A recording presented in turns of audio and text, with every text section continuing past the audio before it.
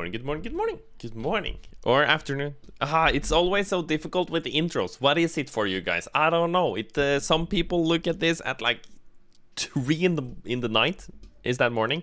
3 in the morning night. And it's very difficult. But today we're gonna check out something that I'm really excited about. It's the Every Warhammer Fantasy Faction Explained, Part 1. Total Warhammer 3. I'm not sure if it matters that much if it's like Total Warhammer 1, 2, 3. I guess my guess is that number 3 has everything from 2 and 1. So I'm guessing like 3 is the best, right? To check out when it comes to the different factions. And I'm so glad that this got sent to me on Discord, because for 40k, Warhammer 40k, it was really nice to watch the Every Faction Explained by 𝗦cie. That really kickstarted my journey into Warhammer 40k, and I've been struggling finding something that was like the same vibe, where I just got a really good introduction, because I'm a total noob at this. I know almost nothing. And then this got sent to me, and I'm so happy. There's also a part 2. Watch out for that. It's probably gonna come soon. But let's just jump into it, and then we can talk more. We can talk more throughout the video. I'm a talkative person, okay? Hey everyone, my name is Discourse, and how about that Total War Warhammer 3, huh? Pretty cool looking, I gotta say. Looking pretty cool. Well, I've been playing Warhammer Fantasy since around 2006, maybe? And it strikes me that not every... Oh, what is their accent? Is it like Scottish, British, Welsh? I don't know. I feel like it's somewhere in that area. I don't think it's America or Australia. But I don't know. I don't fully know. But it's a really cool accent. I'm already enjoying this. Everyone is totally familiar with the background setting, with the lore, and with every faction in the game. And so, never one to deny myself an opportunity, I decided that today I'm going to go through every single faction in Warhammer Fantasy. Yes! Except then I got COVID and I didn't feel too hot, and I'm still recovering. So instead what we're going to do is we're just going to try and get this out, and we're going to cover the factions in Total War Warhammer 3. Which means that in the future then I'll be able to cover the rest of the factions, you know, for maybe whenever the new Immortal Empires comes out. And don't forget that Games Workshop themselves are coming out with a new game as well, the Old World game. That's going to be a miniatures game that uses all the old Warhammer Fantasy factions too, so this video should be totally relevant for that as well. Now, I'm not going to be doing a... It does sound like I'm going to get a lot of good information here, and I'm happy about that. And that means you're gonna get a good amount of information. I feel like most people that watch my videos probably are already professionals. It feels that way, because the comments are so informative and so good. But we'll see. Maybe you're a fellow noob as well, and welcome, my fellow noob. Let's do this together. I'm sorry about the hair. I look like an anime character. I haven't watched it in like 3, 4, 5 days, something like that, because we're gonna try and change the color. So as I understand it, the longer you wait before you wash your hair, the better the bleach is gonna work. I don't know. I got no idea. I'm just following instructions, okay? Huge deep dive into the lore of every single faction. It's a sub goal. Just so you know, on Twitch, I stream there. It's a sub goal, and that is why it's happening. It's not that I just figured out I'm gonna change my hair color. It's because, okay, let's reach this goal, and I'm gonna do it. And it was fun, and it is fun.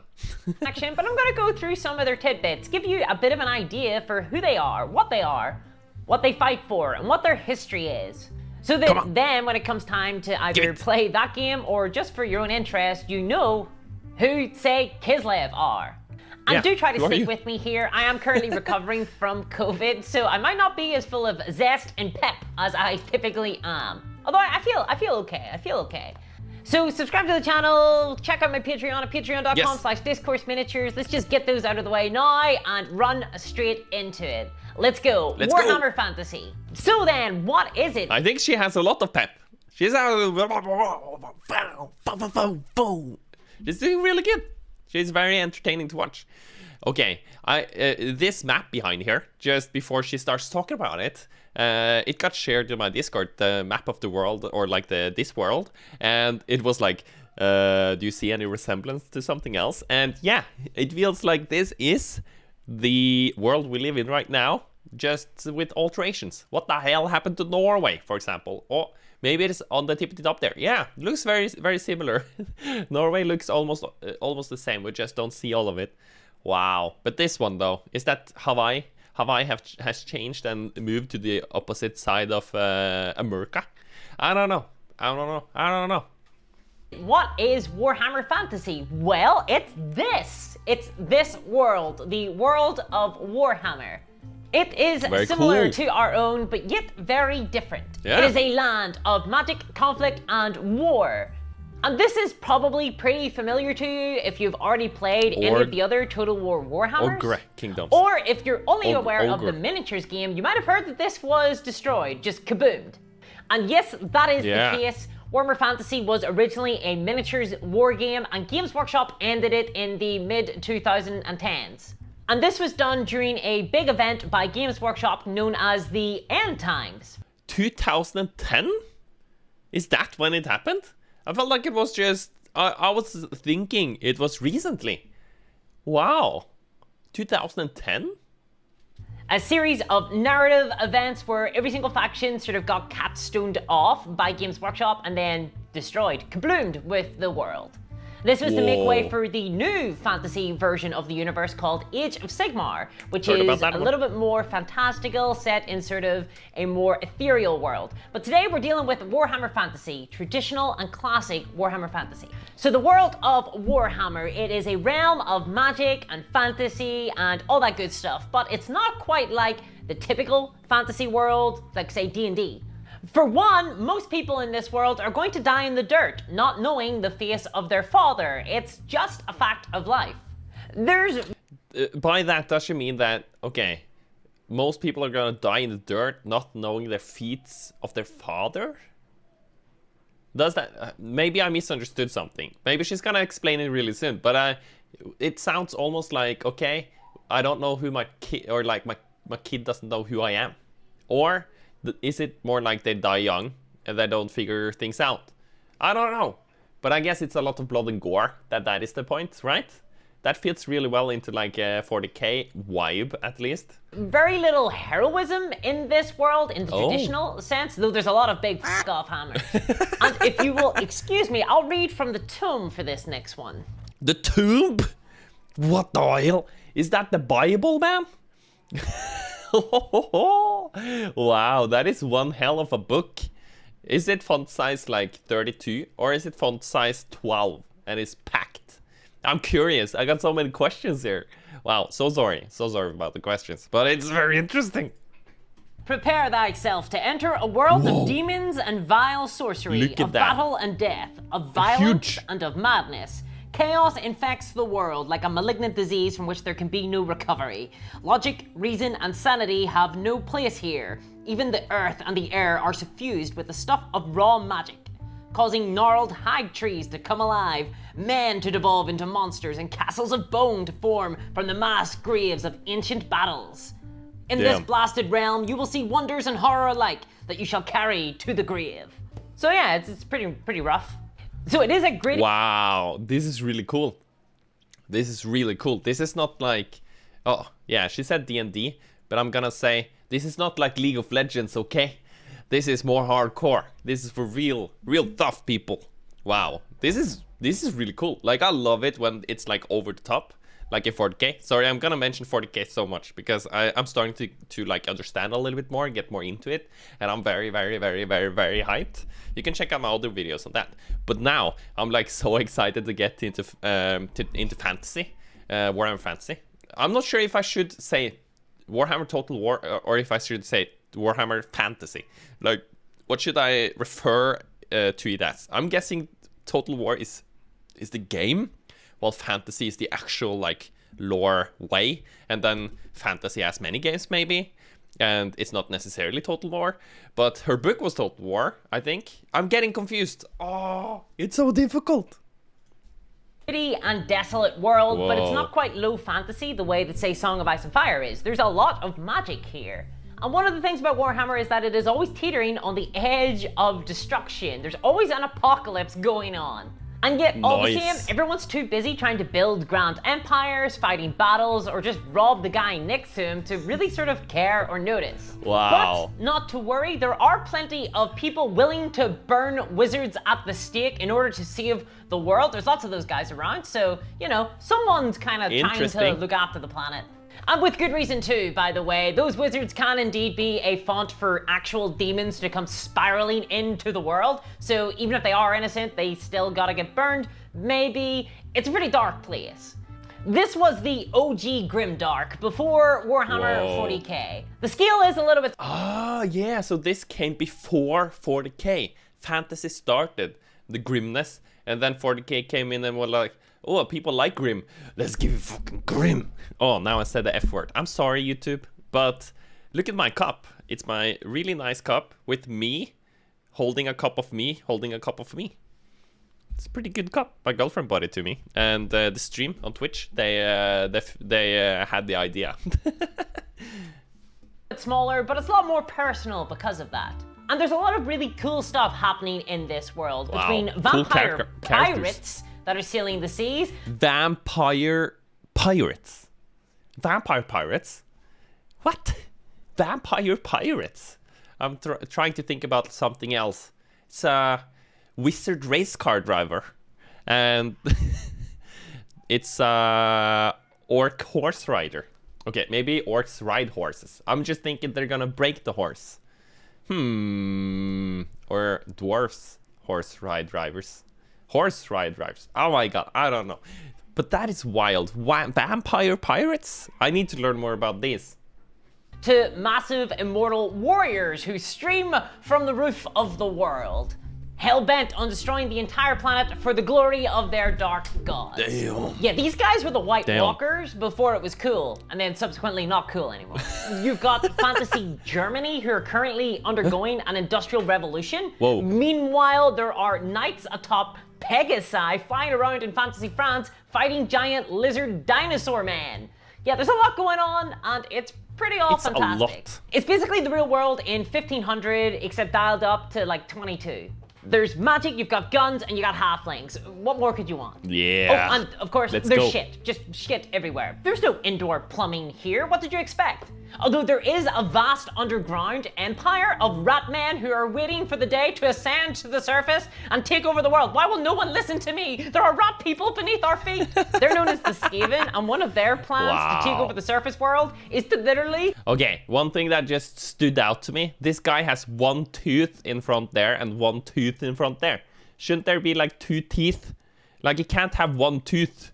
That is strange, rat man. We all know rats have like two teeth in front, right? Or am I the one that is weird here? Oh, under my face here, you see there? That is how the teeth are supposed to be. Oh, maybe it is like that, but that is how it's supposed to be. It's gotta be two teeth. So I gotta be two teeth. I'm sorry. I'm thinking about other things here. Gotta get back to the story. I'm listening to you. I believe you. They exist. Get a giant magnet gun and pull the moon into the planet's surface itself and just destroy it. It's fantastic. It's brilliant. It works that is their in the plan? end times. So that's Warhammer Fantasy, the OG Warhammer, the thing that invented Grimdark before 40k even existed. It's exactly like 40k, except the scale is a lot smaller, but all that means is that you'll get to see the face of the dwarf that stabs you. And the stakes will likely be a lot lower than Warhammer 40k, because the reason that you've been stabbed is that your great-great-grandfather probably stiffed that dwarf's great-grandfather out of a couple of coppers. What? Dwarves really take those sorts of grudges very, very seriously in this setting. It's a whole thing. Oh my god. So obviously we've touched on a lot of factions here, just describing the setting. But for the purposes of this video, we're going to start in the northeast section of a place known as the Old World. The Old World is basically fantasy Europe. And the Old World where I'm from. It's my land. Was the focus of the original Warhammer Fantasy game, having been made by a couple of guys in the UK. Although, ironically, Albion, which is the Fantasy UK equivalent in this world, doesn't get a lot of coverage. Not a lot going on there. Oh. There's some stuff going on there, but we're not going to be covering it right now. It mostly... There's a wizard lady in the forest with a horse. That is going on over there. Just rains. Okay, so we're in the northeast of the Old World. This is where the majority of Total War Warhammer 3 is taking place. That and the far north as well, which we'll also be touching on. Far north. That is Norway, right? Please be Norway. It says the Empire here. Is that where like the European human like kings and queens are? Is that where they are? And then you have the Ogre, Ogre, other places, and maybe the vampire pirates somewhere else. I don't know. Is the pirates where pirates are today? Like in the, what is that ocean called? Like when you try to go around like Africa or something, isn't that where the pirates like normally are now, today? I feel like this is like a sketchy topic. I don't think I can talk about like world parts because I'm just gonna get cancelled. But that is okay. We're learning, okay? I'm learning. And because I said I'd be covering every single faction in Warhammer Fantasy, and yet I still need to do everything in the most convoluted way possible, let's start with the one faction that was never actually a real faction in Warhammer Fantasy itself, but will be in Total War Warhammer 3. Let's start with Kislev. Kislev. This is the kingdom of Kislev, the land of bears and ice. And while they weren't a traditional faction in Warhammer Fantasy, they had always been suggested, there'd always been an idea of what they were. We all knew, you know, their thing. And they will also be in the new miniatures game being produced by Games Workshop that covers the old Warhammer Fantasy game. That's called the Old World, so don't confuse it with the continent. The Old World, that's gonna get confusing real fast. But in any case, if you've been online recently at all, you've likely seen a cartoon caveman say something to the effect of, "Hard times make strong men." Yeah. Well, that's not quite true. Yeah. The Kingdom of Kislev is one of the strongest, most compelling arguments you could find in favor of that. So healing from the northeast, they have been one of the biggest buffers against chaos, i.e. the big baddies of the setting, and the rest of the old world. Riding a bear like this, a polar bear, looks so cool. And his weapon, it's hard for you to see here, but that looks epic. Look at that. Wow. Wow, it's not just a normal spear, it's a spear sword. And it's so cool. Oh my god, these people seems to be hardcore people, man. So it's only by their continued perseverance and grit that we're able to just hang out in pubs. And Kislevites will never let you forget that. Whoa. Now, Kislev is a little bit more complicated than just bears and ice, but, you know, Creative Assembly, they have focused pretty hard on those two twin pillars. Now, for Kislev itself, there are indeed bears. The previous Tsar, i.e. the king, did indeed ride around on a bear. As a side note, that bear was called... Which part of the world is this based on? Like in the real world? I feel like this Tsar and like the mountain chains, the clothing and stuff like that, it could be like the East, right? Maybe, I'm not sure if Middle East, maybe North Middle East. Why just not add everything? South, West, North, East, Middle part of the world. But I'm thinking like, is this like Mongolia or something? Because I feel like they are like hardcore battlers, fighters, and they also like are known for riding horses, right? So I'm thinking maybe you just change the horse with a bear, and then you're super hardcore. 𝗦cie𝗰𝗶𝗹𝘀, which translates to brother bear, which is just lovely. Brother bear. Now the main god for Kislev is a great bear, translates to on a bear. As a side note, that bear was called 𝗦cie𝗰𝗶𝗹𝘀, which translates to brother bear, which is just lovely. Now the main god for Kislev is a great bear god called 𝗦cie𝗰𝗶𝗃, and it's exactly what you think it is, and it receives the majority of worship from the Kislevites. Whoa, what? Is this real? So they have a bear god, like an actual god that is a bear. That is really cool. And Putin rides that bear. And it's exactly what you think it is, and it receives the majority of worship from the Kislevites. And as a side note, if you ever find yourself in the Warhammer role-playing game and you have the opportunity to play a Kislevite animal tamer, take it. Because you get to start with an actual goddamn bear as your pet. That is cool. That is really cool. Whereas your weak-willed Western friends will have to settle for a small, angry dog. She says Western friends, so that means that these are from the eastern part then. I'm thinking I can plus 1 with 1 and get 3. Pet, whereas your weak-willed Western friends will have to settle for a small, angry dog. Bear every time. And of course, it is Kislev. There is also ice. There is a lot of ice. There is the most ice. And so, as a result of this, the main magical tradition in Kislev is the sister... This is looking wild. Look at that face. It's just ice everywhere. Whoa. Ah, loading? What the hell is going on here? What's happening? Oh, there. And so, as a result of this, the main magical tradition in Kislev is the Sisterhood of Ice Witches. Wow. And they are a secretive organization, and it is said that they can manipulate the ice that flows through Kislev itself. Now, they're not just witches, they don't just have great magical power, they also have great political power as well. And it's said that they have infiltrated almost every single institution in Kislevite society. In fact, the current ruler of Kislev is an ice witch. Now, ice witches maintain an absolute monopoly on magic in Kislevite society. It is said that there may one day be a male ice witch who is born and will utterly corrupt ice magic in Kislev. So the ice witches ruthlessly hunt down any male wizards in their society. Damn. This is the future liberals want. Now, that's not 'em. everything that there is to Kislev. They aren't just bears and ice. They've got a little bit more going on.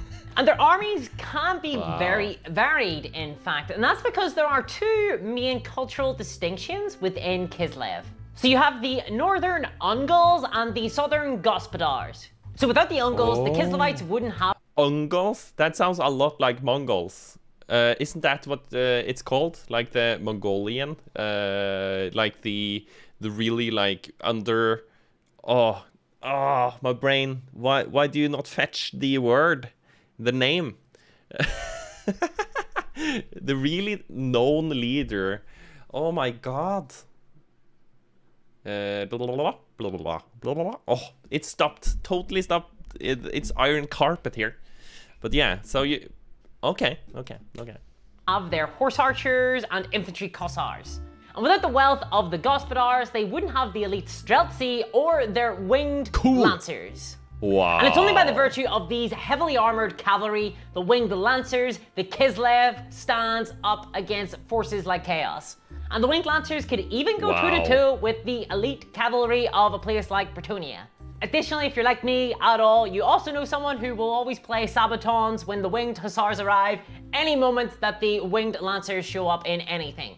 But this all makes sense because the Kislevites do have a history of being steppe peoples. So one... Oh, steppe people. Steppe. Isn't that what they're called? Like in Mongolia, it was the steppes or something, right? The vast open like plains, the fields. I think. I brain this very hard. While it might feel a little easy to say that every single place in Warhammer Fantasy has a real world equivalent, so for example, the Empire is basically Fantasy Germany, Bretonnia is Fantasy France, Kislev would be very similar to Russia. But there's a big... Oh, Russia! Yeah, that makes more sense. She has showed me Putin a couple of times here. It's also been bears, and it's been ice. That is of course Russia. Gee, Ole, why you not brain? Oh my god, brain not work. Slavic stew going on here, and a little bit of Mongolia thrown in as well. So there's a lot going on with Kislev and its cultural influences. I love it. And unlike the Russians, they aren't so much defined as struggling against the weather in their native biome, but rather struggling against actual demons of chaos. This fight looks epic. I want to be like playing this fight. Oh my god. And all of the things in the air there as well. Just imagine being like a fighter on the ground here. And you're like, you're this guy. You're this guy and you're running in. And this is what you're facing. It's just like, do you even dare to run in? Oh, you got people like shooting in the front lines there as well. This is so cool. I gotta play Total War. Oh my god. Be ready, it's gonna happen probably, and when it's gonna happen, it's probably gonna be on my stream, so you check that out down there in the description, and there is a schedule there. I'm gonna incorporate more Warhammer games. Previously I haven't played the Warhammer games, but at least 2 times a week I'm gonna play Warhammer games, and you should join me. That would be really nice. Maybe you could help me out a little bit, give me some pointers. I don't know, maybe there's an argument to be said that chaos represents real world hardship or whatever. Not in this video though.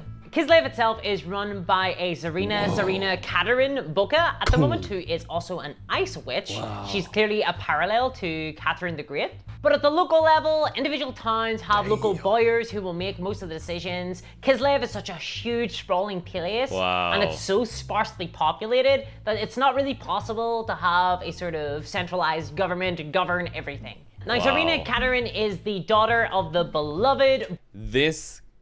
This witch boss lady is so goddamn cool.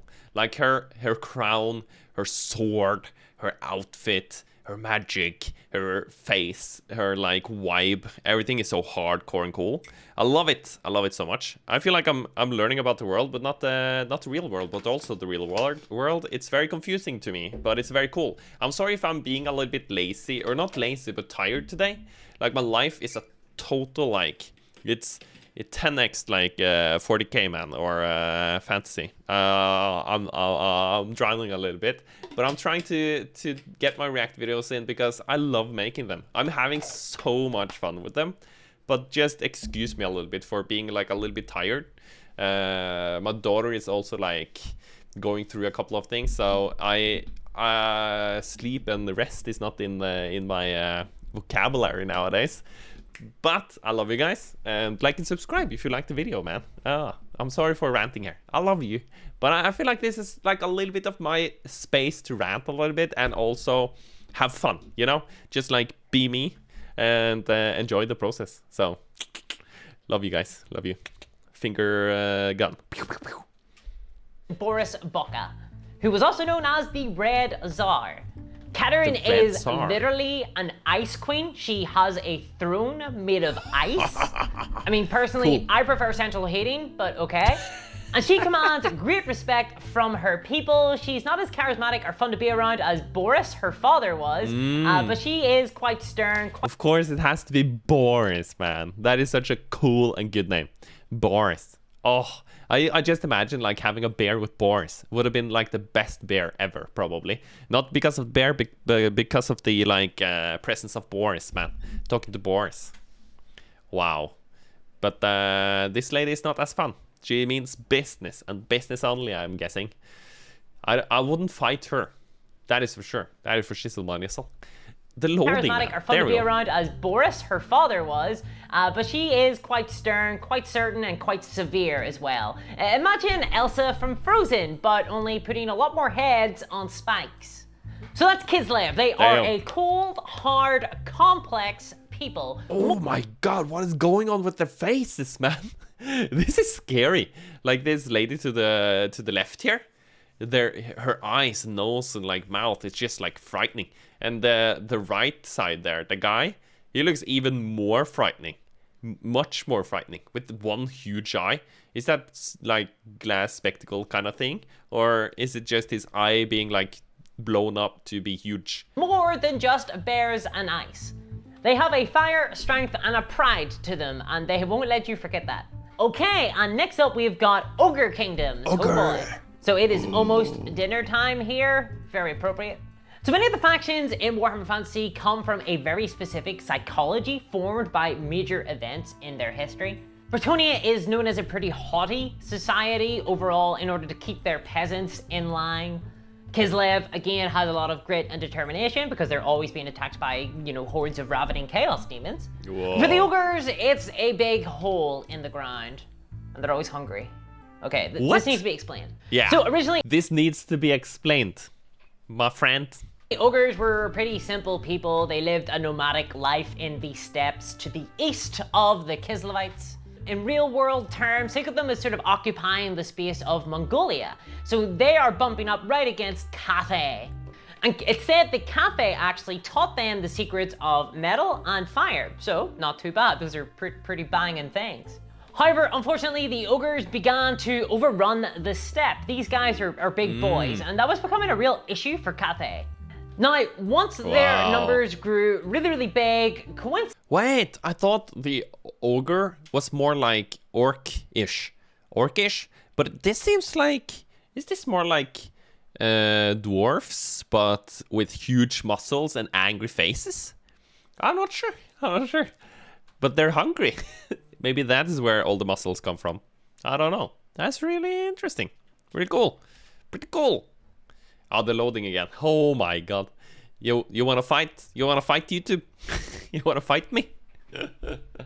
Okay, maybe I'm not gonna skip back the 5 seconds in this video. For Cathay. We're just going. Now, once their numbers grew really big, coincidentally, a massive meteor fell from the sky right into the Ogre ancestral lands. No. And this basically wiped out everything for miles all around it as it crashed into the earth. Orcars. And it is speculated that the Dragon Emperor of Cathay may have been involved. This could have been an inside job. Now, once the dust had cleared, the ogres had to resort to eating one another just because things were pretty rough. And where the meteor itself had landed, a massive hole had been bored into the ground. Basically, peeking down into it, you couldn't see anything. It went further than the eye could see. Wow. But more than that, as the ogres peered down into the massive hole in the ground, they realized that this was no hole. This wasn't just a mere crater. For craters do not move. Whoa. Craters do not possess teeth. Whoa. This place became known as the Great Maw, and it imprinted itself psychically upon all ogres everywhere. And so the ogres as a species have become afflicted by this insatiable curse, this desire to forever feed this. So because in their land a meteor struck, that turned into a big mouth, and now they're thinking we gotta eat a lot. We gotta eat all the time. That is a really like fun thing. Wow. Huh. This hunger that can never be satisfied. And this is more than just a physical sensation. This has taken on a religious tone for the ogres. This actually influenced the ogre society so much that there's no actual word in the ogre language for dead, but there are dozens for the word eaten. So yeah, pretty hungry guys. They only say eaten. Eaten. Oh, I was in the war and my friend got eaten. And that is just a normal thing to say. Whoa. Ogres. Or ogres. You're really cool. Is what I'm saying. They're basically my spirit animal.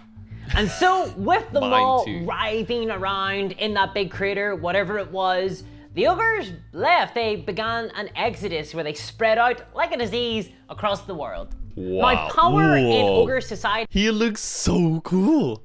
Holy shit, he just like, I'm the goddamn king of the castle, man. I took all of the diamonds, put the diamonds on me. But the thing on my head, he even like strapped on a couple of diamonds on his boot there with some chains. And he's like, he's chilling on a crate of probably golds and diamonds. Multiple crates. This guy is living life. He's so cool. I want to be this guy. I want to be just huge with diamonds. Let's do it. Let's do a fundraiser. Help Ole become an ogre. Is denoted by size. So the fatter the ogre, the more he has eaten, and therefore the more powerful he is. It's pretty great logic, actually. That is really cool. I've heard that there are some tribes in the world. I'm not sure where they are, but there are tribes in the world that it's status. The bigger you are, the better you are, and the more status you have. And that is like, is this inspired from that maybe? And it's so cool. I feel like the world, our world that we live in today is so interesting because it's so many different things going on at the same time, or like so many variants of things, and I love it. And I feel like fantasy here, it's that X10, X20, 22 as she said. Makes total sense. Now, generally speaking, leaders of ogres are known as tyrants, but there is only one ogre who has the title of over-tyrant, the tyrant of all tyrants. Oh. And that ogre is known as 𝗦cie𝗰𝗶𝗹𝘀, or to give him his full and proper title, okay, stick with me here, the Trade Lord, 𝗦ci's Tribe Stealer, Drake Crush, Gate Crusher, Horde Master, Goldtooth, the shockingly obese. What a guy. The shockingly obese. He nailed life. Oh, hell yeah. Just give me 1 second. Sover du? Nei, du kan gå. Du sover. Bra jobba.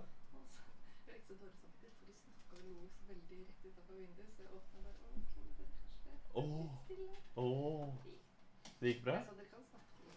Ja. Ja. Det gikk bra? Åh, jeg elsker deg. Går det bra? Vil du ha litt bubble etterpå? Nei takk. Ellers takk. Kos deg. Lintona just put Sarah to sleep, so she's sleeping, and I've been trying to speak in a soft voice and not scream so much because I don't want to, like, she is currently teething, so she has a fever, she's not feeling great. Sarah, that is not my girlfriend, and she's not having the best time, so I'm trying not to be like screaming, overreacting, or not overreacting, but like doing full on like bah! So yeah. But she managed to get her to sleep, and that is really nice. She needs the sleep, man. She needs the sleep. Also, love my girlfriend. Shout out to you. They're really good. A title that could almost certainly not fit in a single tweet. So he is by far the largest and most powerful ogre tyrant that has ever existed. I love this. I love this. I love this. I love images like this when you can see a little bit of the atmosphere. I'm very visual. You might already understand that. But he's holding this like leg. He's just enjoying life. I have this. It's not a chicken leg, but it's a man leg, and I'm enjoying my man leg with some barbecue sauce. Oh my god, this is so cool. I love the races and how, or races. I'm not sure, factions. What is most appropriate? I feel like I'm on. Fantasy is gonna get me cancelled, guys. I just have to like talk about that really quickly because I feel like it's so dangerous to talk about like factions in life, you know. I feel like I'm always walking on like eggshells. I feel like the one of the I'm super like open and happy for about everybody and all of those things. I don't have any like bad feelings about any cultures or places or anything, but here we're like linking a little bit of the fantasy world into the real world, and I feel like I'm gonna say something wrong. Like earlier when I talked about the pirates, and it's like a known fact that there are pirates out of the coast of Africa, and then I feel like someone is gonna say, what? All Africans aren't pirates or something. And I'm gonna be like, what the hell? I didn't say anything close to that. And I'm gonna get screwed. I'm so sorry, I just had to rant. Maybe someone could comment in the comments that you got my back. Because I am... All bad guys probably say this, but I'm a good guy. I'm a good guy. Okay, let's go. He basically travels around on a massive palanquin held up by hundreds of little noblar slaves. Look at his face. Look at the goddamn face on that guy. He is smiling like in a horrible way. He's like, I just ate 10 people and it felt so great. And he has a horrible smile, horrible face. Oh my god, I love it. And all of the chains is gonna make all the rappers feel so bad. It's like, oh, my chain is just like this and this, but this guy has like 10,000 of those chains around his neck. He's so big and juicy. Wow. Oh my god, I'm just overthinking about the cancel thing. I'm so scared of being on the internet. I'm so scared of people not liking me, you know? I'm scared. I'm scared. I'm a scared boy. These are a little race of goblins that have been enslaved by the ogres. And okay, go back a little bit. These are palanquin tyrant that has ever existed, and he basically travels around on a massive palanquin held up by hundreds of little noblar slaves. These are a little race of goblins that have been enslaved by the ogres. This is scary. And basically his whole thing is that he's never going to rest while there is something in the world that remains uneaten. He is greed incarnate, so basically a big picture guy. Wow. The ogres are fun. The ogres are fun.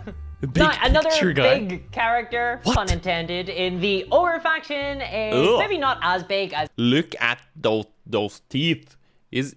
Does he have no lips? Have you eaten his lips? This is nasty. Ugh. He's fucked up. Grease's gold tooth. But he is no less terrifying. He is known as Scrag the Slaughterer. So, lovely guy, totally crazy. Whoa. And he has replaced his hands with blades. So let's not talk about the bathroom situation, but we'll work out how he got there. Yeah, he probably has one of those small guys to help him out. Just like reach up and wipe a little bit or something. Maybe he doesn't care. He probably doesn't give a shit if he shits. Or if he wipes after he shits, he just shit. You just shit and move on. Shit and eat. Shit and eat. I think that is what he's doing. But these ogres, they're not a little bit cool. They're really cool. And just imagine, like when I see like the probably human or something down here to the right, maybe it's a vampire pirate, I don't know, fighting this ogre, you can see that the ogre is insanely big. And this behind him again, or this guy with the hat, they're huge. If I got this huge by eating more, I would eat even more. Wow. Maybe I need to eat humans, but I'm not gonna go down that route, okay? It's not gonna happen unless it's a plane crash in the Alps, then maybe. I don't know. Don't judge me, please. I love you. Mwah. Now this guy is the most devoted to the worship of the Great Maw out of any other ogres. In fact, he is so devoted that he is often referred to as the Maw that walks. Not really a compliment. Now, his hands were originally removed by a tyrant that he had offended, and then he was chucked in a big cavern and a big boulder was rolled in front of it so that he couldn't escape. This practice isn't unique. This is actually done pretty on the regular in ogre society, especially to the smaller, more weedier ogres. What? They're often thrown into caverns amongst each other, and basically they're left to fend for themselves, with the only food in the cavern being each other. And so basically, you know, they eat one another until only the craziest survive. Then they come out of the cavern known as gorgers, and they're basically monsters at that stage. Just these lanky, kind of feral creatures. Whoa. They come out weird. Now, 𝗦cie found himself beset on all sides by these gorgers in a big cavern. And so... I am so hyped. I feel like I'm so glad that I'm watching lore and videos before I play the game. Because I feel like now, eventually, when I start playing the game, I'm gonna be so hyped to like play the different races, factions, call them whatever you want, and I will understand more why they're so goddamn cool.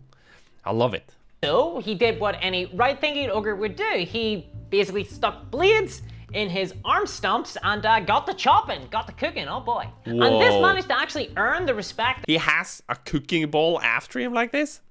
Maybe not all the time, but that is so cool. He's just like, slaughter, cook, slaughter, cook. Wow.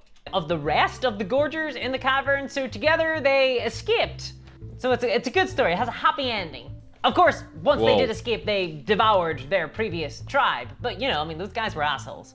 So then, those are the two bigger leaders for the ogres. So you can see that they're a fun people. Basically, Gordon Ramsay as a species if he was let off the chain. We know people have signed NDAs denying them from admitting certain events. Now bear in mind that a single adult ogre is basically the strength equivalent of a dozen men, and you can see how these guys can be kind of problems. Wow. It's pretty terrifying, but throw on top of that, these ogres have guns. And I'm not talking about just... They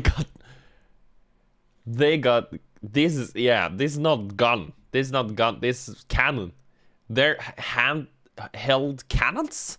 They're so cool. I'm trying not to scream here because Sarah's sleeping, but they're so cool.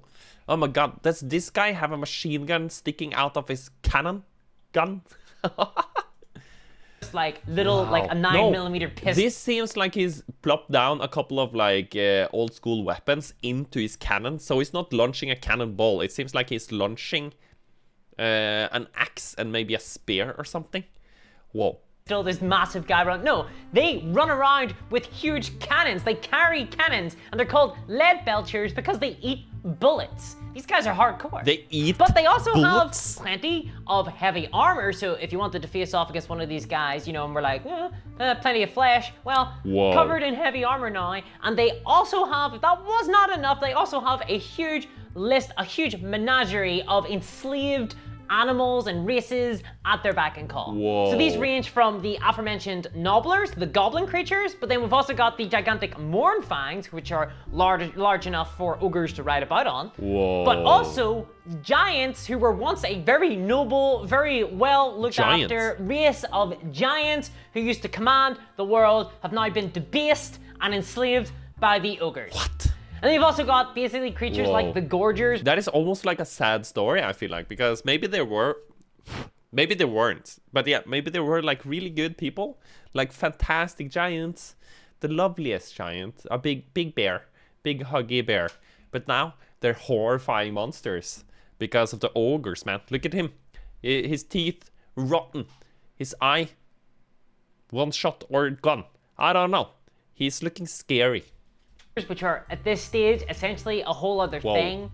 They're not quite normal ogres anymore. So yeah, they got a lot going on. It must, of course, also be mentioned that ogres aren't big and dumb and slow. Far from it. They're actually terrifyingly quick.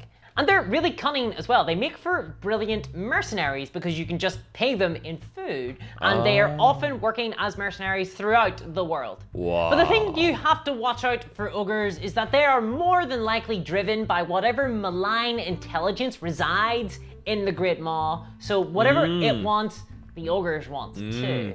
So don't underestimate them. And next up we have Grand Cathay, which are a little bit difficult to talk about. There wasn't really a lot going on for them in Warhammer Fantasy originally. Obviously, they've gotten a lot of press recently from Total War Warhammer 3. They're a fully playable faction in that game, and they will very likely be in the Old World Miniatures game by Games Workshop in the next couple of years. But historically speaking, there hasn't been a lot to go on there. There's a little bit of history that we're aware of, but in terms of miniatures, they were never released. So Cathay itself is a mysterious place far removed from the Western world by a lot of hostile terrain. Now, Cathay is... Well, at least like the buildings look very like Chinese or Japanese or Korean. I don't know. Something in like the East, you know? Not middle, but East. I'm pretty sure. And they look really cool. Is basically fantasy China, and they are, broadly speaking, a bit of an Orientalist perspective, China. But I'm just going to give them to you as they are traditionally here, because they represent everything from the Xia to the Manchu dynasty in China. So very, very broad. Now, this land is ruled by the Dragon Emperor. The Dragon Emperor. Okay, remember that. Because this is not just a title. So earlier...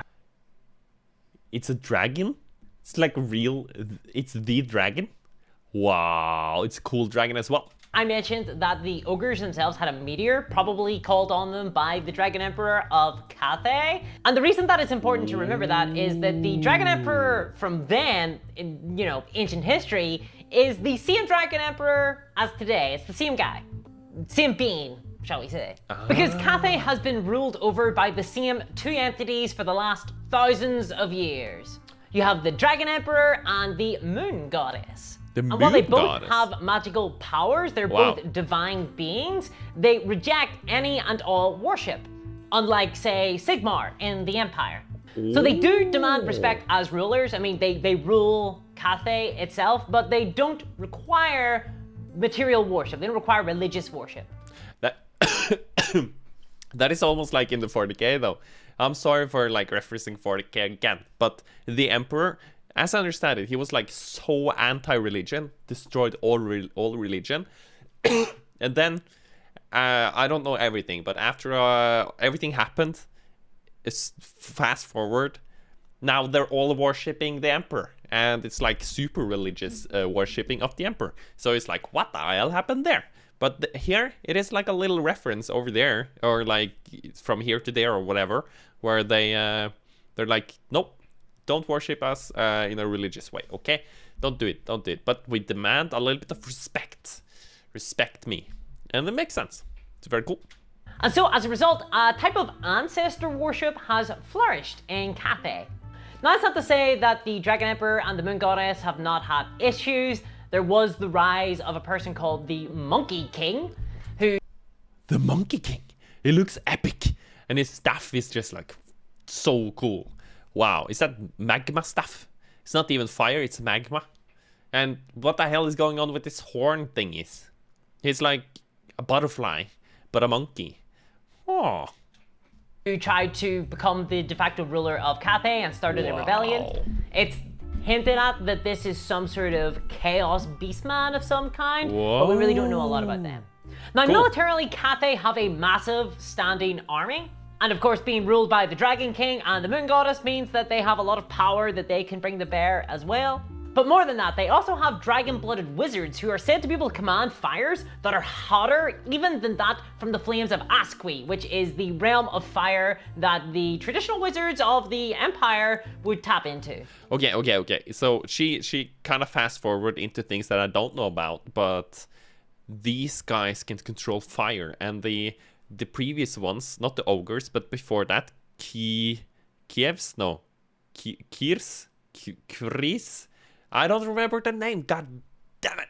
But like the Russians, goose marks, with the Ice Queen and stuff, they were ice, and these are fire. And then we have in the future of her tail here, we have other people that can also do fire, but these can do fire real hot. Real hot. Wow. And one of the most striking warriors that Cathay can bring to bear are the Terracotta Sentinels as well. And these are, of course, a real-world parallel to the Terracotta Soldiers found in the first Emperor of China's tomb. Cool. So Cathay are unique in the sense that they are... This is just so epic.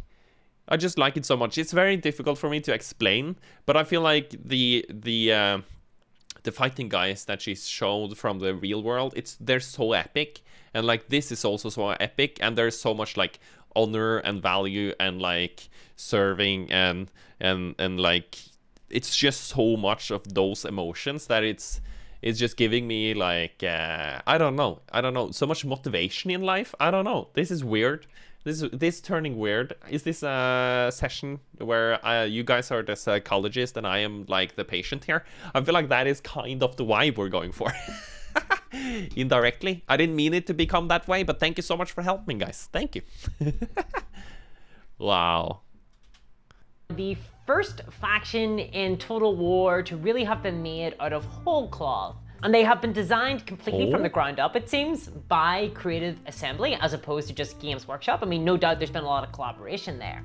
So it'll be interesting to see how much of Cathay from the video games will be translated into the Old World Miniatures game, because without a doubt, Cathay are going to make it into the Old World's Miniatures game, in my opinion. But that's the thing, we haven't seen them on the tabletop ever. I mean, maybe... Okay, maybe there was like some very obscure versions of them back in the day, but Cathay and Nippon, these factions have never really truly been explored except outside of fan creation. I have a question for you guys, maybe. Or I have a question, but you don't have to answer. But like, okay, so there's so many like levels and part of Warhammer. It's kind of difficult to like keep all in mind. I'm not able, so, but the tabletop and the miniatures and the models, like I have only looked at the 40k models. I've only like seen a little bit of that, and it's like a lot of models, and it's quite expensive. Is it the same with these, with the models from the fantasy? It's the same, like it's the same thing, right? Where it's like you collect, you can play, and you also paint them yourself, and like a little bit build them a little bit yourself as well. Like the different parts needs to be like fitted together, right?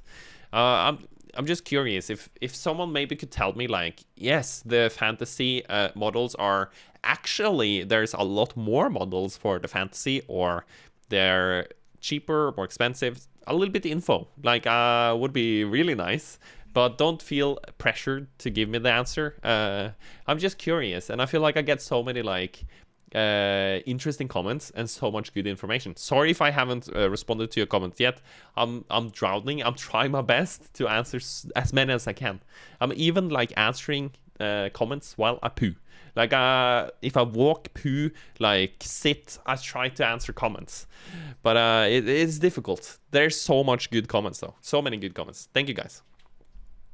So I guess in order to see how they might work in the future in terms of tabletop, you'll want to play Total War Warhammer 3. So I guess go check that out. Although if you're watching this video, more than likely you have some intention or awareness of that game. Okay, and now we have Chaos. Oh boy. Okay, so this is the whole thing. Yeah. So Chaos are a little bit funky. These are the same as in 40k, right? You have, oh, how do you say that guy's name? It's Czech or something. Czech is like the you think it's this way, no, it's this way, no, it's this way, and he's just mind fucking you all the time, and he's always mind fucking, and therefore AKA has no friends. I'm sorry, I'm gonna destroy this. It's Papa Nurgle, right? It's the green one. And he's like rot and like things just coming to an end, but also flourishing again.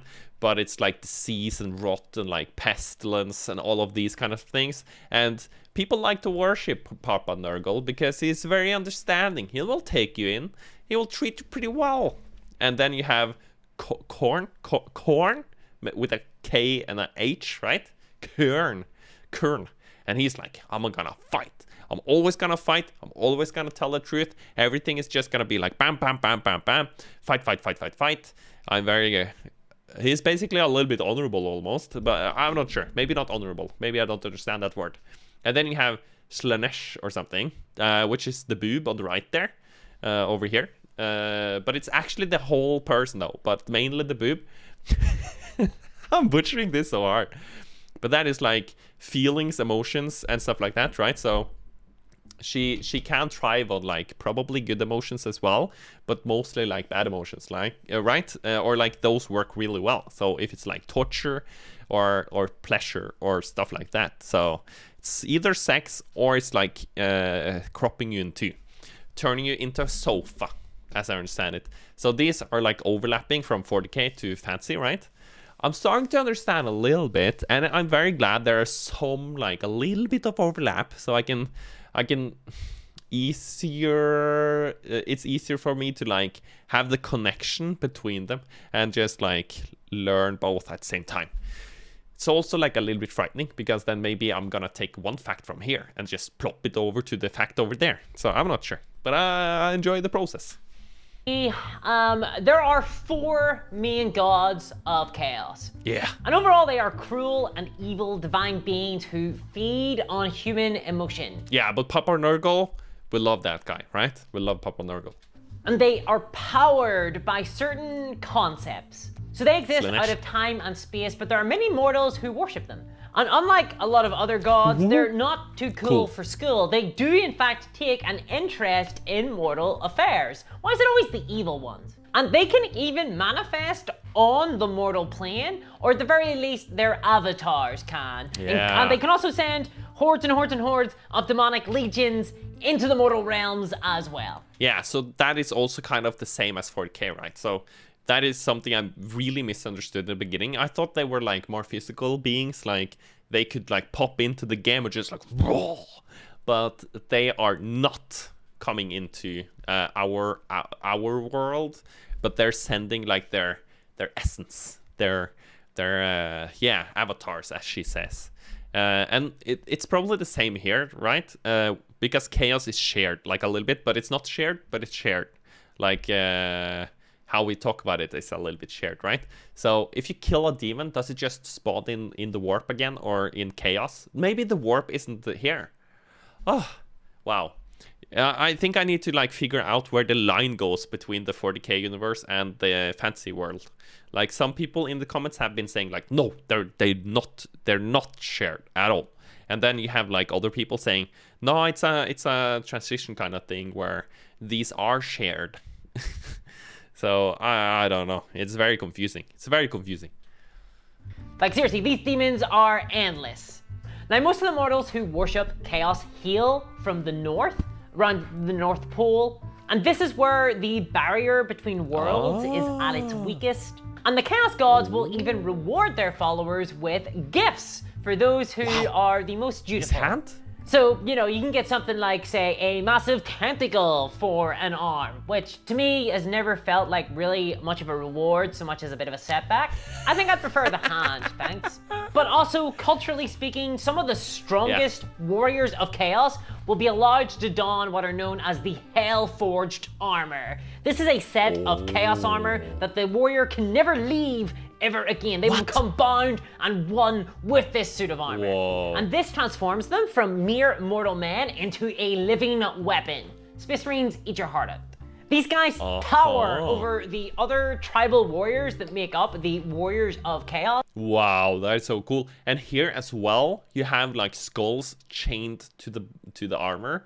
That is like something I've noticed in like 40k as well. It's a thing where it's freaky, spooky. And also like having the armor on 24/7, that was a question I did in like a previous video of 40k. And as I understand it, they take it off. They take off the armor. They do stuff. They're pretty much like going around in their robe when they're not in their armor. And they also have different kinds of armor that they can put on. So these guys are different where they are stuck in armor. Do they eat? Do they pee? I feel like in 40k you can say like, oh, there is like a technological thing that is taking care of the poop or whatever. But here it's like you're probably just gonna flick it out of your pants, armored pants, right? You just like flick out the shit. I don't know. Maybe they're not even that human anymore. They don't eat, so they don't shit. Maybe. I don't know. They just fight. Difficult. And they often carry big, massive, off weapons. They're pretty badass, is my point. Although I don't think, in terms of a practical sense, whether or not I'd really be up for living in a suit of armor. But these guys seem to be up for it.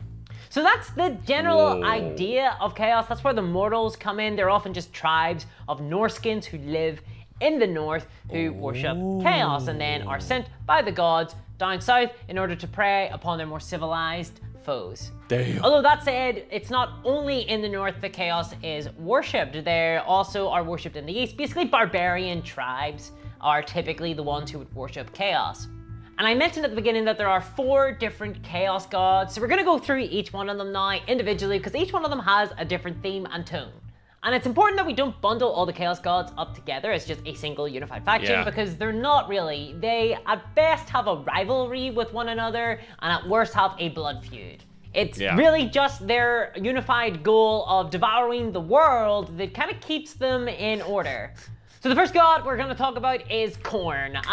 I said Khorne earlier. Hell yeah, I managed to do the Khorne right at least. I love Khorne. I love these kind of Khornes at least. They are very good. I love shooting on Khorne. Like just like in Disney. It's a fantastic. Want to talk about Khorne? No, the other Khorne. Okay, so no doubt you have already heard the immortal words, blood for the blood god, skulls for the skull throne. Yeah. Khorne is violence and murder. He is rage and bloodshed. He lurks behind every reddened face, every clenched jaw, every raised fist. So he is fed and nourished by war, for it is all that Khorne desires. Winning the fight for Khorne is almost a disappointment because that means that the fighting is over. So from his great brass throne on a mountain of skulls, he observes all conflict that it takes place in the old world. Now, interestingly, all forms of conflict fall under Khorne's remit. So, for example, the honorable soldier who fights for glory is also going to feed Khorne. Same as the barbarian that spills blood for, the fun of it as well. Khorne is the god of bloodshed. He doesn't care why the blood is being shed. He's not that kind of thinker. He just cares that, there's enough blood. Blood quota, gotta get reached. That's Khorne's thing. He doesn't care why the blood's there. Why would he ask such silly questions? So while all warriors worship Khorne to some extent by accident, the ones that explicitly do so are usually found among the Norskins. Now, armies of Khorne are pretty ferocious to behold. The common warrior of Khorne has usually been infused by a little bit of Khorne's power. They usually stand a little bit taller, stronger than other These looks so cool. mortals. And those who have inherited Khorne's fever are known as the Chosen, and they typically stand even bigger and taller than others, even in their own armies, and are usually clad in black and red armor. That guy looks insane. And he has a sword and an axe. It's just badass. But the face is scaring me, man. Now, the fury and speed of these warriors is supernatural, and you might have seen some of them before called berserkers, and these guys are crazy. Every second without violence to them is it's just a big problem. They need to resolve that situation ASAP. And so they do. They resolve that situation with their big axes. They like violence. Now you also get a lot of demons as well who fight on behalf of Khorne. Now these demons can take many forms, but typically speaking they are always direct, very to the point. They're very explicit and very violent.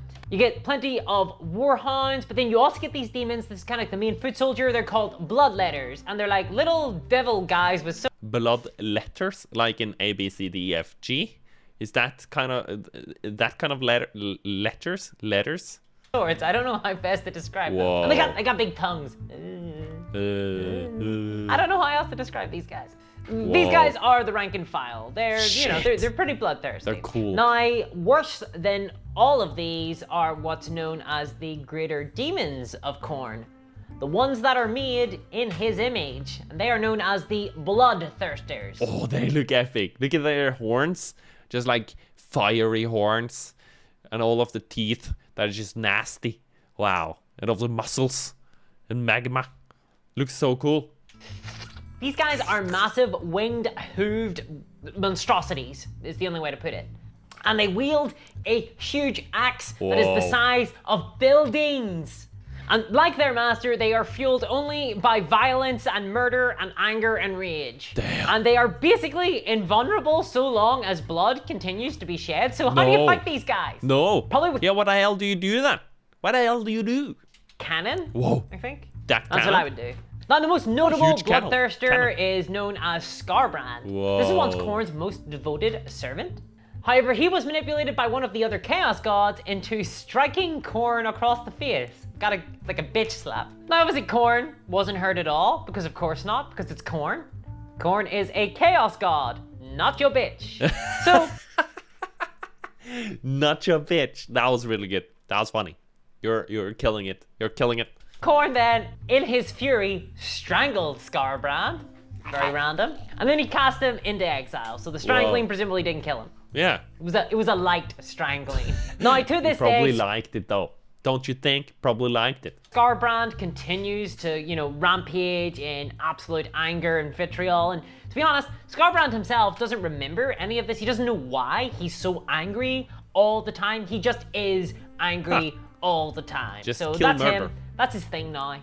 And because of that, he's actually now the perfect servant of Khorne. Nothing but Whoa. rage and anger.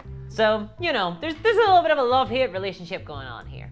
And next up, we have Nurgle, lovely Nurgle. So Nurgle is the oldest of the Chaos Gods. Because for as long as life has existed, it has needed to die. And all death feeds the Plague Lord, Nurgle. Now, it's not murder like his little Look how nasty. It's just like teeth and things everywhere. Ooh. brother Khorne. It's more just death. Now, in addition to death and disease, life, regeneration are also within his purview. Nurgle, as a god, has a very oddly cheerful disposition when compared to the other Chaos Gods. In fact, he loves the world, and he views his plagues and diseases as gifts. So this always... Well, it kind of makes sense, though. It's like he feeds on like the world just humming along. Just hum along, world, but just make sure to die. Don't figure out how to not die. Just hum along. Whoa, Papa Nurgle, you're one hell of a guy, Papa Nurgle. Obviously pretty strange for a Chaos God, but he has earned the very affectionate nickname of Papa Nurgle. Or as I prefer to call him, Big Daddy Nurgs. Now he is usually depicted as a bloated, fat creature, oozing and pussing out of many, many wounds. And, covered in flies as well, of course. Of course. And he basically births new diseases and feeds them to the world like a really evil Santa Claus. In fact, it is thought that all the diseases in the world are on his body or in his body somewhere. So we know who to blame for COVID then. Now, even the followers of Grandfather Nurgle are called to do battle. And when they are on the battlefield, it's always going to be a protracted and really, really, really unpleasant affair for everyone involved. So all of his soldiers are blighted beyond recognition. They're all diseased. The gifts... That is so cool to me. Like, this is like so interesting because it's so different. It's not to hate on Khorne, but we have seen that before many times. Like in many games, many like things, there's always someone that just wants to murder, kill. But I feel like Nurgle, he has, and his armies, they're just like, wow, what is going on here? You're disease driven. You're both like life and death. It is very cool. It's very cool. That Nurgle likes to give out are diseases and plagues. So, you know, if you are a worshipper of Nurgle, then you're gonna get plenty of diseases. But don't worry, he just makes it not that they don't do the damage to your body or make you all weird looking, he makes it so that you don't mind that part. So, it's sort of a gift. And of course, he also has his chosen, as all the other Chaos Gods do. And his chosen are basically just really, you know, tenacious. They're almost impossible to put down because they are so bloated and monstrous. Now, the smallest of the Nurgle demons are known as the Nurglings, which is a really fun word. These are little tiny creatures that basically move like a tide. They crawl and slither across everything that they come across. And they sort of emerge from the greater demons of Nurgle, which are known as the Great Unclean Ones. And they are also made in the image of their father. So these huge, bloated, festering monsters with loads of wounds, with all these different diseases all oozing out of them. And they got mouths in their bellies. And like blood pussing out that just, you know, destroys the landscape that it touches. It's just a really not a good time. Wow. If you've ever seen the Abomination from Warcraft, they were heavily inspired by the Great Unclean Ones. Now, the most notable of Nurgle's followers is a Great Unclean One, and it's known as Kurgath the Plague Father. And his whole thing is that basically he wants to create a disease that will infect gods as well. So, I mean, he's got a... That's his goal? It's just like, I'm gonna infect Khorne, man. Khorne's gonna turn green. Aiming high. Good for him. Wow. Unfortunately, in canon, he never got to achieve this because during the end times, Louis Leoncoeur, the king of Bretonnia, struck him down. So that's kind of sad. He got killed. Watching a dream die, you know? It's just not good. And all Oh right. my god, it's always sad to see like goals go in the toilet, man. I'm so sorry for you. Hi, finally, we're here. We're with Slaanesh, the protagonist of the setting. I could go into a lot of detail about what Slaanesh is. I've got plenty of notes here, but I think the easiest way to describe Slaanesh is basically to say that they are the god. Now, they are the youngest god of all the Chaos Gods, and they are basically the hedonist god. They are... Question here. I'm sorry. Too many questions. But like in 40k. 40k. This one time in Bandcamp, I feel like I'm that guy. But anyway, like, I think the story there in 40k, right, is that the Eldar or something, they were doing so well with technology. So nothing was a hurdle anymore. So they just turned to sex. And then sex wasn't fun enough anymore because it's just like whatever. And then they went into torture, pain, slavery, and like madness. And then wasn't there something, I don't remember 100%, but there was like a epic like thing that just like BAM happened, and then Slaanesh got born out of all of these emotions and feelings and stuff like that. There is a lot there I'm missing, I'm 100% sure. But what is the story from this side, from fantasy? How did Slaanesh come to be? Maybe she's gonna answer right now. Holy shit, Ola, you're talking so much and then you get the answer in 1 second. Probably, maybe, but I love you.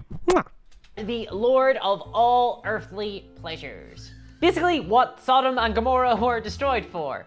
Basically decadence in all its forms are the purview of the Lord of excess. So let's just be real straight here, let's be honest. If we had to worship a chaos god, I mean, it would be, right?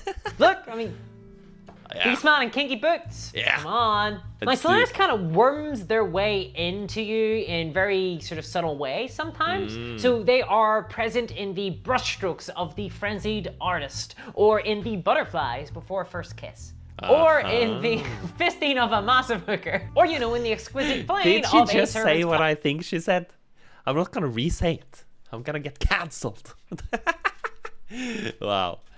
So it's easy to see why worship of Slaanesh flourishes among the upper echelons of many societies, especially considering that these tend to make up the individuals unbound by conscience or, you know, restraint. So corruption from Slaanesh usually does begin pretty simply, you know, an extra glass of wine here, a feast or a secret tryst with a friend or family member, until, you know, that's not quite enough. It doesn't quite satisfy you.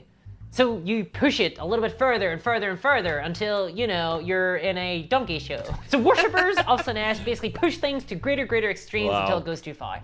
Essentially, you know, until they can't push any further. There's no further beyond they can go, so they have to go to their prince, to Slaanesh. So when the Slaanesh go to battle, their true natures shine brilliantly. While Khorne delights in slaughter and Nurgle in death, Slaanesh's ecstasy is in the screaming agony and anguish of the participants of battle. Their warriors carry barbed and bladed weapons that are more designed to maim than kill. They prefer to disable their foes with excruciating pain more than anything else, because it is all about sensation to them. It is all about the thrill. The slowest Slaanesh demons are the demonettes, and they wield an illusory beauty. However, in reality, they are basically, you know, crab people. They've got massive claws. Everything wants to be a crab. And even more otherworldly are the fiends. These are hideous chimeras of human, lizard, and arachnid. 𝗦cie 2 has a greater demon. Well, the face on the one to the right there, not that sexy. Just saying. You can cancel me if you want, but it's not that sexy. Which is known as the Keeper of Secrets. These are the Eaters of Desire, and no two look alike. Save for the fact that they all have multiple appendages and eyes that shine like jewels.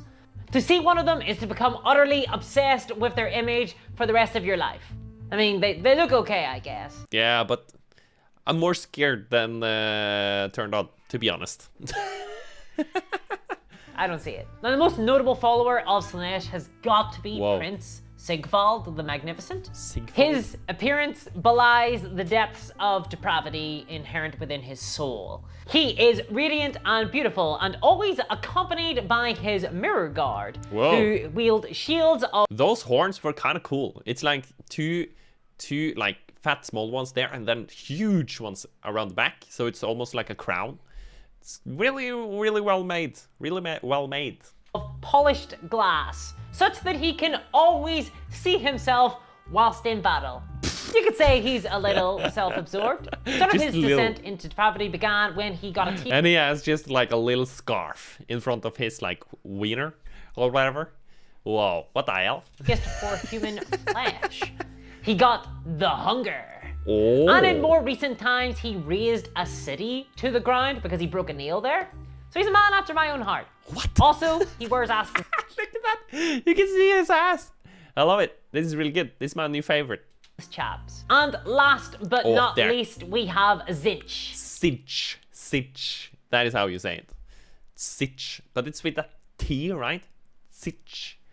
I need to try and remember.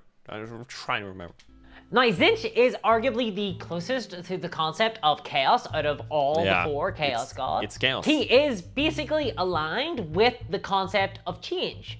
Magic and knowledge are his purview, both things he guards really jealously. Look at that guy. Whoa, he's like mouth and then eyes out on the ears. It's kind of weird, and the ears are on the top of the head, so it's like a little bit like me. What the hell? He is spiteful, capricious, and always scheming. No other god can grasp his machinations, so what hope do mortals have? Now, some believe that he weaves fate itself. All wizards in the world unknowingly feed Tzeentch, for it is from the realms of chaos that the winds of magic blow. And it is for this reason that all wizards in the world of Warhammer are mostly distrusted and viewed suspiciously. And magic is so dangerous in the world because you always have a risk of accidentally summoning something that you don't want. Or, you know, alternatively, you know, you might accidentally attract the attention of Tzeentch, and Tzeentch will just snatch you, just pull you right into the void as you scream. So be careful when hiring a magician for an 8-year-old's party. That's just my suggestion. Now, Tzeentch holds really great temptation over his followers because magic and knowledge are so valuable in the world. And unlike the other chaos gods, it's basically impossible to divine Tzeentch's motives. And so to worship him is basically to worship the very concept of fickleness. So it's the algorithm then. It's the YouTube algorithm. Now, Tzeentch's armies command the greatest wizards that the world has ever seen because his power just flows directly and freely to them. His Forsaken are heavily mutated chaos worshippers. Their bodies are warped and changed by his power. Then he also has the Shapeless Horrors as well, who fill his ranks, and no two of them look the same, and they're always changing how they look. Although wow, that is really cool. Oh my god, this is so cool. I love this. I'm looking forward to like seeing them in action in Total War one day. Wow. Obviously graphical limitations on miniatures and things like that, will mean that they look kind of the same thing, but you know, in the fluff, they're always changing. I mean, in the games, they look like little balls with arms and legs. And they can basically bathe their enemies in just fire of chaos. His greater demon is the Lord of Change, who's a Isn't that like ancient Egypt kind of inspired or something? I feel like that is the thing, right? I think. Massive bird-like entity. Basically this huge, terrifying spellcaster. Whoa. And it's as cruel and manipulative as its master. And it is said that when a Lord of Change gazes upon a mortal, they see their form, their hopes, their dreams, and their future. For me, my hope is to not be eaten by a Lord of Change, so hopefully they pay attention to that. Now, the most notable of the Tzeentch worshippers is Kairos Fateweaver, who is a Lord of Change. They are a two-headed monstrosity whose heads perceive both the past and the future with perfect clarity. Kairos basically spent many years in a magical epicenter known as the Well of Eternity, and since then has become completely blind to the present. Moly. So, you know, swings and roundabouts. Blind to present. That makes it even cooler and more interesting. How the hell does that work? But apparently he's been gifted with secrets beyond even the ken of his master Tzeentch. So, you know, there you go. Not too bad. Okay, and finally we have Chaos Undivided. So as I previously mentioned, the Chaos Gods mostly despise one another. So when they get together and they all agree on a single champion that will represent them, it's really, it's a big deal. It's a big... Wow, that is a thing? They have like shared champions? Wow, I love this. Massive deal. And once every couple of 100 years or so, someone does show up who shines so brightly as to attract all of their attention. All four of their attention. And this person becomes known as the Ever-Chosen, which is to say a champion of chaos undivided. And the current incarnation of this is Archaon, the Lord of the End Times. He is the herald of the apocalypse. Getting and the war he waged on the old world was such that Sigmar himself had to come down to the planet in order to fight the guy. And the fight was such that the world itself... Sigmar had to come down by himself to fight? What? Wait. Is Sigmar a god? I thought it was like a person that ruined the planet. But Sigmar is a god? Is that like the good god? Whoa, I don't understand. Self-ended. Sigmar actually lost in the fight with Archaon. So that is all the factions in Total War Warhammer 3. Woo-hoo-hoo! Whoa. There is a lot to each of these guys, but I hope that I provided a nice broad overview for each one thank of them. you. And my lungs are about to give out, so I can't go any further. But do join me for part 2, where I'll be covering some more factions from Warhammer Fantasy. And a big thanks to my patrons. You can see them on the screen right now. And I want to give an extra special shout out to the Space Marine captains, Stephen Jackson and 𝗦cie𝗰𝗶𝗹𝘀, who are really, you know, supporting the channel. It's brilliant, thank you. And so I shall catch you all next time. Bye-bye! Games Workshop Delenda Est. Well, here it is. Oh my god, yeah, this is the part 2. We're gonna check out that later. Not now, because now I'm gonna eat a little bit and then I'm gonna stream on Twitch. That is the next thing I'm gonna do. You can see the link in the description for my Twitch and also for the Discord where we hang out and talk. There is where I get my main motivation of which videos I'm gonna go for. I like talk there a little bit about why and how and when, stuff like that. And we just hang out there. It's a lot of fun. Thank you so much for checking out my video. I feel a little bit more knowledgeable about the fantasy world now and not just the 40k world. There's so much here. I'm really looking forward to part 2. Like and subscribe. Hit the bell to get notification for the part 2 when that comes out. Oh, my mind is just blown. Thank you so much for watching. See you later. Bye. Bye-bye.